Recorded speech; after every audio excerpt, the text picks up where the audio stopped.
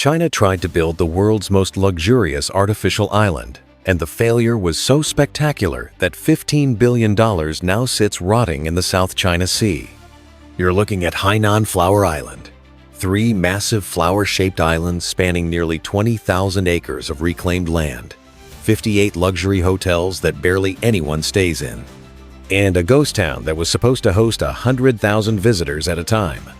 This is the story of the most expensive tourism project ever attempted, and how it collapsed into one of the biggest construction disasters in modern history. But to understand how badly this failed, you need to see how ambitious it was from the very beginning. Evergrande's $15 billion vision. In 2010, Xu Jiayin, the chairman of Evergrande Group, stood before investors and unveiled something nobody had ever seen before. 3 artificial islands shaped like enormous flowers, connected together, floating off the coast of Danzhou in Hainan province. He called it Ocean Flower Island, and he promised it would become China's answer to Dubai, the ultimate luxury tourism destination that would put every other resort in Asia to shame. The scale was almost impossible to comprehend. 8 square kilometers of artificial land reclaimed from the open ocean. That's nearly 3 square miles of island that didn't exist, that would have to be built from nothing. 58 hotels, ranging from 5-star to 7-star luxury. 28 different functional zones, including water parks, museums, conference centers, shopping districts, yacht clubs, and even a massive opera house. The capacity? 100,000 visitors at a time. The price tag? $15 billion. But here's what made this different from every other luxury resort project. Xu wasn't building on existing land. He wasn't even building on a small artificial island like others had attempted. He was creating 3 separate islands, each one shaped like a blooming flower with multiple petals, all connected by bridges and underwater passages. From above, it would look like 3 massive flowers floating in the South China Sea. No one had ever attempted artificial island construction at this scale for tourism. Evergrande pitched it as the future of Chinese domestic tourism. China's middle class was exploding, millionaires were being minted every day, and they wanted luxury experiences without leaving the country. Hainan was already being called China's Hawaii. Xu saw an opportunity. Why let wealthy Chinese tourists fly to Dubai or the Maldives when they could visit something even more spectacular at home? The engineering challenges were staggering, and everyone knew it. You can't just dump sand in the ocean and call it an island. The seabed off Danzhou sits 10 to 15 meters deep. The waters are open and exposed, and typhoon season in the South China Sea is no joke. Building stable foundations for 58 hotels on artificial land that doesn't exist yet? The structural engineers looked at the plans and saw a nightmare of complexity. But Evergrande had money, government backing, and Xu's absolute conviction that this would work. In 2014, construction contracts were signed, and the dredging vessels moved into position.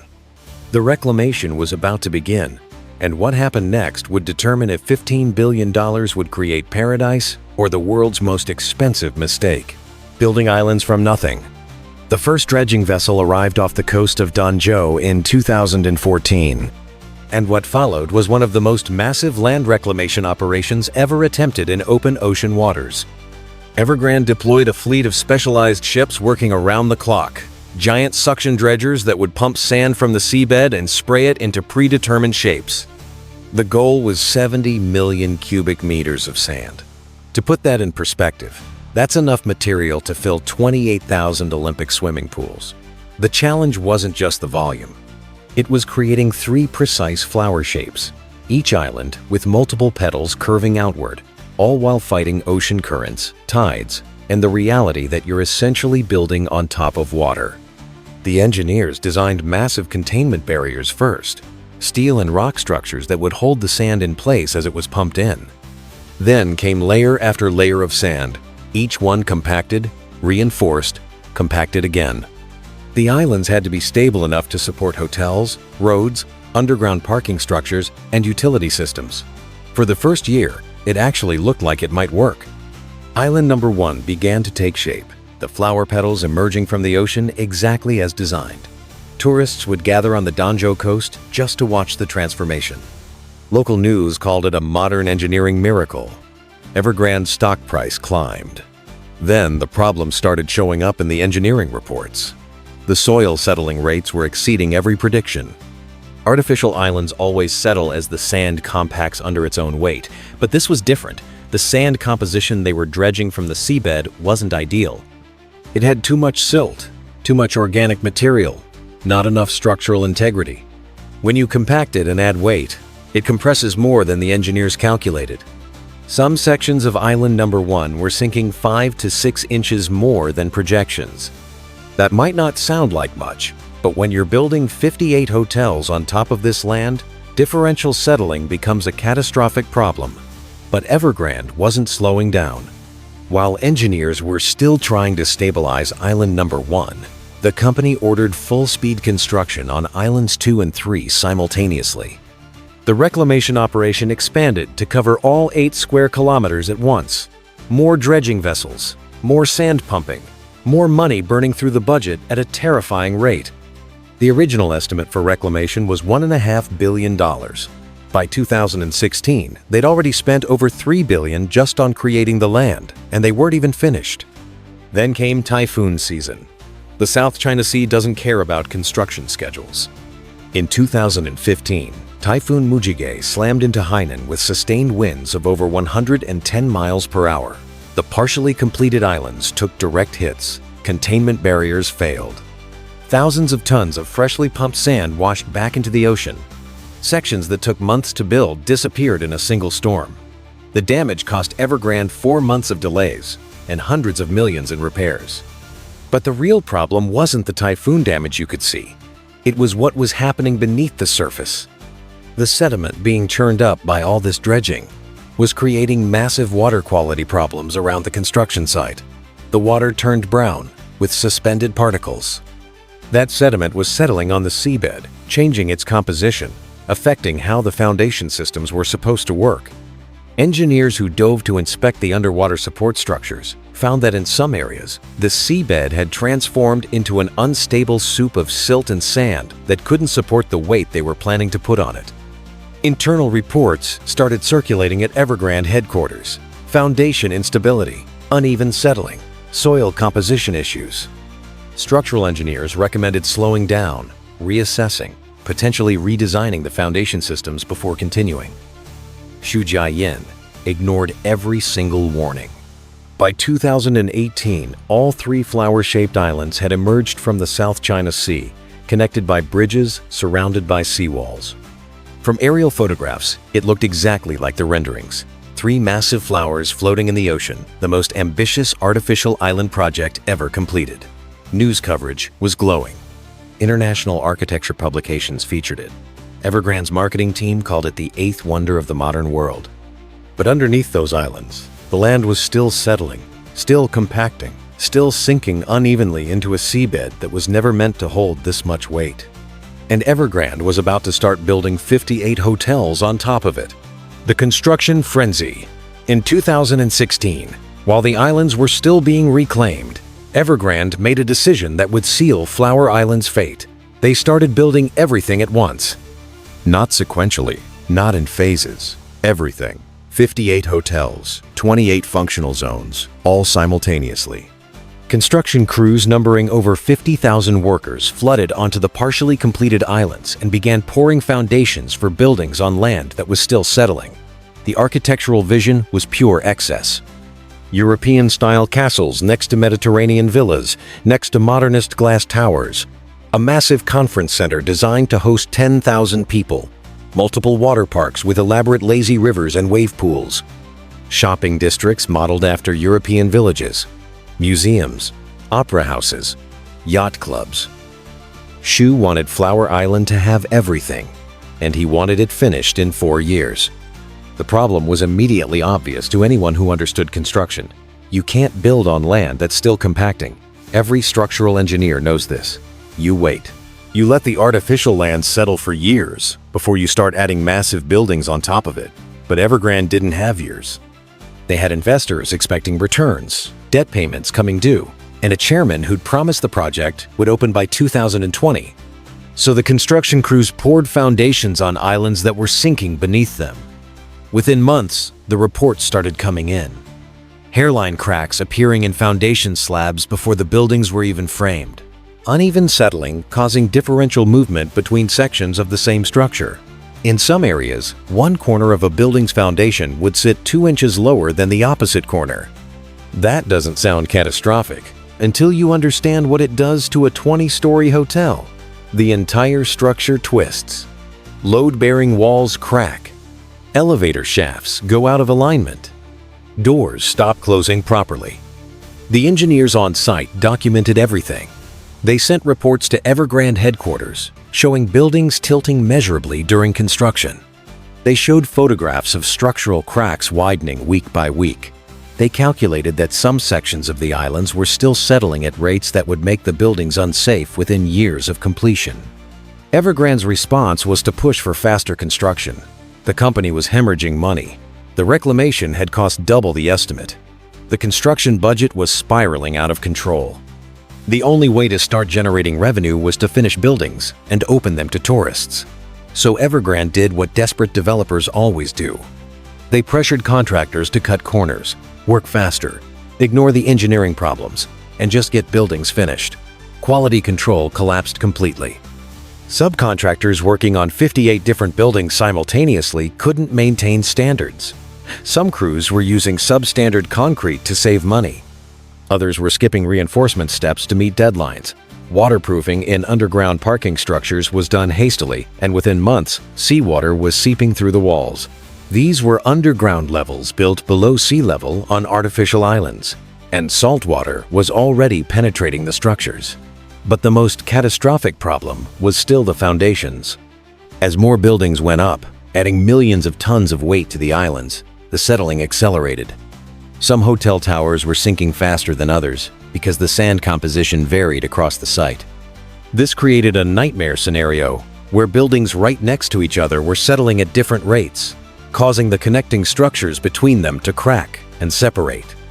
By 2019, some buildings were visibly tilting. Not dramatically, not like the Leaning Tower of Pisa, but enough that surveyors could measure it. One hotel tower on island number 2 was out of plumb by nearly 4 inches at the top floor. The structural frame was twisting as the foundation sank unevenly. Engineers calculated that within 5 years, the building would be unsafe to occupy. Evergrande buried the reports and kept building. The infrastructure was failing just as badly as the buildings. Roads across the islands developed cracks and sinkholes as the land beneath them compacted. Utility tunnels designed to carry water, power, and sewage lines were separating at the joints because the islands were settling at different rates. In some sections, pipes cracked underground, and fresh water started mixing with saltwater infiltration. The entire utility system was compromised before it even went into full operation. Workers on site knew something was catastrophically wrong. They could see it, feel it, but they kept working because Evergrande was still paying, and 50,000 jobs depended on this project continuing. Contractors who raised concerns found their contracts terminated and replaced with companies willing to ignore the problems. By late 2019, enormous sections of Flower Island were technically complete. 58 hotels stood finished on the outside, European fantasy architecture rising from artificial islands in the South China Sea. Marketing materials showed pristine aerial photographs of the 3 flowers, connected by elegant bridges surrounded by blue water. It looked perfect. But inside those buildings, structural cracks were spreading through walls. Foundations were sinking unevenly.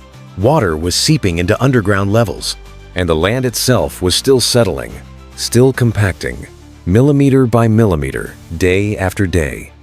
Evergrande announced a grand opening for 2020, and the entire disaster was about to go public, the failed launch. In January of 2020, Evergrande opened Flower Island to its first guests, and within weeks, everyone knew something was terribly wrong. The marketing had promised 7-star luxury, the kind of resort experience that justified premium pricing. What guests found instead were hotels with cracked walls, doors that wouldn't close properly, and windows that leaked when it rained. Some rooms had floors that weren't level. You could put a marble on the ground and watch it roll to one corner. The occupancy numbers told the whole story. Evergrande had built 58 hotels with capacity for 100,000 visitors. During the first month of operation, they were getting less than 5,000 guests. That's a 5% occupancy rate. Even during Chinese New Year, traditionally the busiest travel period, the island sat mostly empty. Entire hotels remained unopened because there simply weren't enough tourists to justify staffing them. The location problem became obvious immediately. Danzhou isn't Sanya. Sanya, on Hainan's southern coast, is where all the established beach resorts are, where the airport is, where tourists actually want to go. Danzhou is on the western side of the island, more remote, harder to reach. Getting to Flower Island required either a 2-hour drive from the airport or a boat ride from Danzhou Harbor. Wealthy Chinese tourists, the ones who could afford the premium prices Evergrande was charging, took one look at the logistics and booked hotels in Sanya instead. But the real problem wasn't location. It was that guests could see the construction disaster with their own eyes. The luxury experience fell apart under basic scrutiny. Elevators that jerked and stuttered because the shafts had gone out of alignment as foundations settled. Bathroom tiles cracking away from walls. Underground parking garages with visible water seepage and rust stains. Air conditioning systems that didn't work properly because the ductwork had separated at joints. These weren't minor issues. These were fundamental failures happening in brand new buildings. Guests started posting reviews online. Photos of cracked walls, videos of doors that wouldn't latch, complaints about musty smells in rooms from water infiltration. Chinese social media lit up with criticism. People called it a scam, a disaster, a waste of money. The reviews were brutal and they spread fast. Within 3 months of opening, Flower Island's reputation was destroyed. Evergrande tried to salvage it with massive discounts. Rooms that were supposed to sell for $500 a night got slashed to $150. Premium suites marketed at over $1,000 were going for $300. It didn't matter. Occupancy barely moved. Chinese tourists had dozens of better options, and word had spread that Flower Island was falling apart. The operational costs were catastrophic. Running 58 hotels, even at low occupancy, requires enormous staff. Housekeeping, front desk, restaurants, maintenance, security. Evergrande was burning through tens of millions of dollars every month just keeping the lights on, and revenue wasn't even covering 20% of expenses. The promised water parks kept breaking down. The museums barely had visitors. The shopping districts were ghost towns with stores that never opened. Then, the maintenance issues got worse. Buildings that were only months old needed repairs. Foundation cracks were widening. In some hotels, entire sections had to be closed to guests because structural engineers deemed them unsafe. Seawater infiltration in the underground levels was accelerating, and saltwater does devastating things to concrete and steel reinforcement. Rust was spreading through the structural supports. Concrete was spalling and falling off in chunks. By the end of 2020, Evergrande was facing a nightmare. They'd spent over $15 billion building Flower Island. The islands existed. The buildings were standing, but almost nobody wanted to visit. The structures were deteriorating rapidly, and operational losses were mounting every single month. Occupancy rates hovered around 15 to 20%, even after aggressive discounting. The math was simple and brutal. At current rates, Flower Island would never, ever break even, much less turn a profit. Staff layoffs started in late 2020. Entire hotels went into hibernation mode, kept minimally operational, but essentially closed. The elaborate landscaping stopped being maintained. Palm trees died. Water features were shut down to save money. Sections of the islands that were supposed to be vibrant tourist zones became abandoned, buildings sitting empty with nobody inside. And Evergrande had another problem that was about to make everything infinitely worse. The company's total debt had ballooned to over $300 billion, and Flower Island was just one of hundreds of projects draining cash with no return. Every month that the island lost money, Evergrande's financial situation deteriorated. Every negative review pushed away potential visitors. Every structural crack that widened pushed the company closer to collapse. By 2021, real estate analysts were publishing reports about Evergrande's exposure. Flower Island was being cited as evidence of the company's reckless spending and poor project management. The $15 billion investment that was supposed to generate massive returns had become a $15 billion anchor dragging the company down. Then, in mid-2021, the news broke that would kill Flower Island completely. The collapse. In September of 2021, Evergrande announced it was drowning in over $300 billion of debt and couldn't make its payments. The largest corporate default in Chinese history, and Flower Island died instantly. Construction stopped that morning. Workers showed up to locked gates. Contractors weren't getting paid. 50,000 jobs vanished in weeks. Crews working on unfinished sections just walked off, leaving tools and half-completed buildings exactly where they stood. The operational hotels tried to keep running, but the money was gone. Staff paychecks bounced. Maintenance budgets disappeared. Utility bills went unpaid. By early 2022, even basic upkeep stopped. Landscaping died. Pools turned green. The few remaining guests found hotels running on skeleton crews with restaurants closed and amenities shut down. Then the structural failures everyone had been dreading started happening. Without maintenance, water infiltration in the underground levels went unchecked. Salt water flooded entire parking garages. Steel reinforcement bars rusted through. Chunks of concrete fell from ceilings. One hotel tower on island number 3 developed a visible tilt that was getting worse every month. The foundation had failed so catastrophically the entire building was slowly tipping as the artificial island beneath it continued to sink. The bridges connecting the 3 islands showed dangerous deterioration. Expansion joints separated as islands settled at different rates.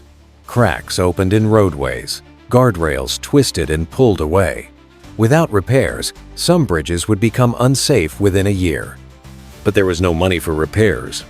Evergrande stopped paying for security. Copper wiring got stripped from buildings. Fixtures were stolen. Anything valuable disappeared. By late 2022, most hotels had closed completely. A handful stayed open at maybe 5% occupancy, sustained only by tourists who'd booked months in advance and didn't know what they were walking into. They found themselves in nearly abandoned hotels, on islands that felt post-apocalyptic.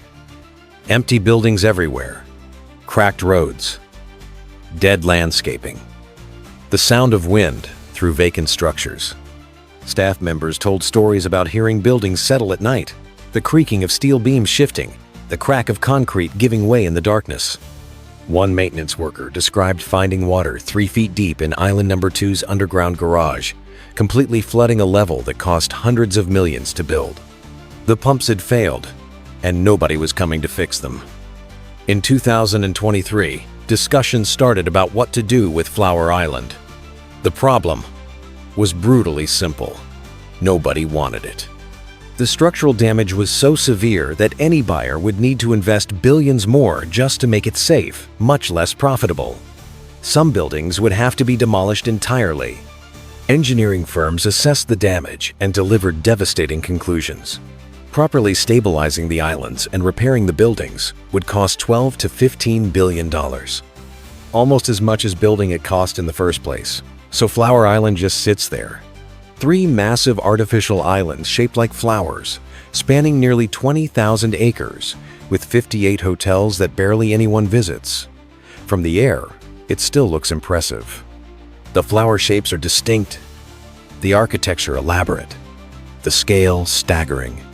But up close, you see the cracks, the rust stains, the boarded-up buildings, the dead landscaping, the bridges with warning signs, the entire infrastructure slowly rotting into the South China Sea.